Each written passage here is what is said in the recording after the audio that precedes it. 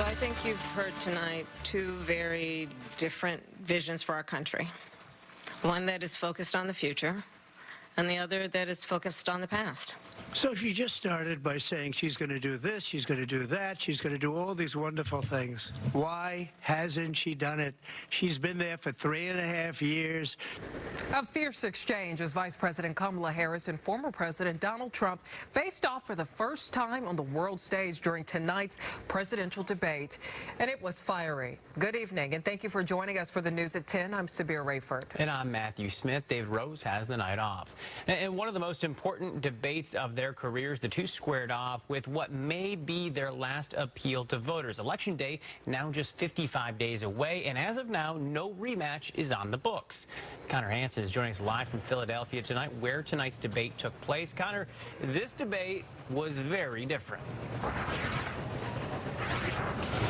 That's right, Matthew, and both candidates really trying to make the most of this big night. As soon as that debate wrapped up, we saw former President Trump walk right into this room, the spin room, where he was sworn by reporters and took questions for quite a while. At the same time, Vice President Harris showed up at a watch party talking to supporters. They both had a lot of time tonight during that debate to talk about their positions on things, and as you mentioned, this was not only the first debate between the two candidates, it could be the last before the election unless they schedule one soon.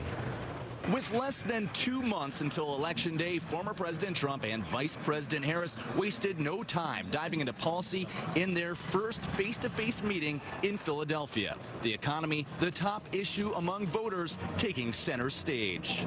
Donald Trump has no plan for you. And when you look at his economic plan, it's all about tax breaks for the richest people. I had no inflation, virtually no inflation. They had the highest inflation perhaps in the history of our country. As each candidate laid out their vision for the country, they also attacked each other on key issues. Trump hit Harris hard on the border and crime.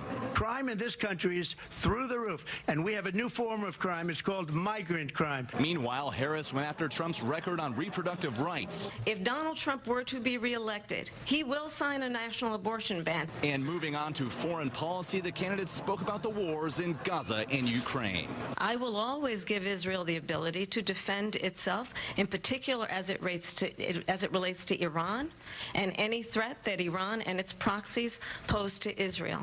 But we must have a two-state solution. If I were president, Russia would have never, ever have gone into Ukraine and killed millions of people. Polling shows both candidates virtually tied in crucial swing states, making tonight's appeal to undecided voters even more important.